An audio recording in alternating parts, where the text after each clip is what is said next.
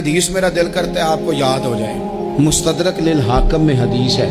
حضرت انس بن مالک رضی اللہ تعالیٰ عنہ فرماتے ہیں ایک بھائی حضور کی بارگاہ میں بیٹھا رہتا تھا، نکما نہیں تھا، شارحین حدیث کہتے ہیں کہ کسی مجبوری سے وہ کام نہیں کر پاتا تھا، یا کرتا تھا تو کام آگے نہیں چل پاتا تھا،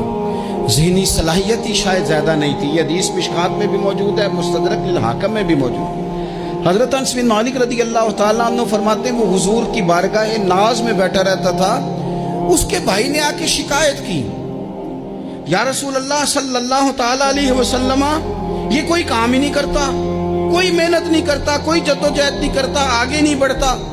مجھے اس کی ضروریات کی کفالت کرنی پڑتی ہے، مجھے جدوجہد کرنی پڑتی ہے، مجھے اس کے معاملات کا خیال رکھنا پڑتا ہے، آپ اسے سمجھائیں۔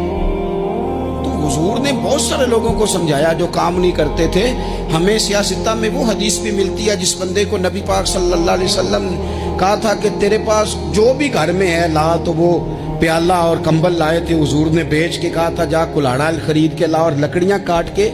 تو بھیج کے اپنا اور اپنے گھر والوں کا پیٹ پال۔ یہ ساری باتیں اپنی جگہ پر یہاں نبی پاک نے ایک روحانی مسئلے کا حل بھی بتایا۔ اللہ کے محبوب علیہ السلام سے عرض کی حضور یہ یہیں بیٹھا رہتا ہے اور سارے ہی کام مجھے کرنے پڑتے ہیں۔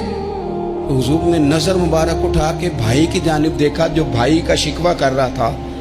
تو کریم محبوب فرمانے لگے ہو سکتا ہے یہ جملے میرے محبوب کے، ان کو کہیں لکھنا، ان کی مٹھاس دیکھو، ان کا حسن دیکھو، اور بھائیوں کی محبت کے بیج جو رسول پاک پیوند لگا رہے ہیں اور جوڑ رہے ہیں، اور جس انداز میں بھائی کو بھائی سے ملا رہے ہیں، اس لہجے کے حسن کی مٹھاس کو بھی ذرا چکھ کے دیکھو۔ حضور فرمانے لگے ہو سکتا ہے رب تمہیں جو رزق دے رہا ہے وہ اسی بھائی کی وجہ سے دے رہا ہے۔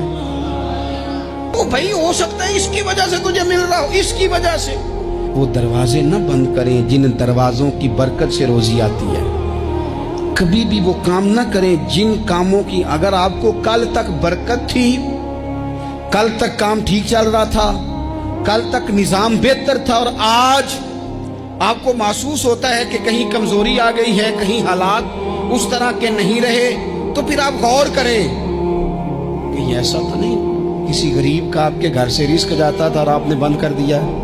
کسی کی مدد ہوتی تھی آپ نے بند کر دی، کسی کے ساتھ شفقت ہوتی تھی آپ نے بند کر دی، کوئی شخص آپ کی وجہ سے تسلی میں تھا اور پھر آپ نے اسے تکلیف میں ڈال دیا۔ اللہ کے محبوب نے فرمایا تمہارے کمزوروں کی وجہ سے تمہیں رزق دیا جاتا ہے، تمہارے ضعیفوں کی وجہ سے تمہیں رزق دیا جاتا ہے۔ تم نے تو ایک بندہ یہ کہہ کے نکال دیا کہ جا تیری تنخواہ میں نہیں دے سکتا، لیکن کیا پتا کہ اس کی تنخواہ کی وجہ سے ہی باقی سارا کچھ بھی آتا ہو۔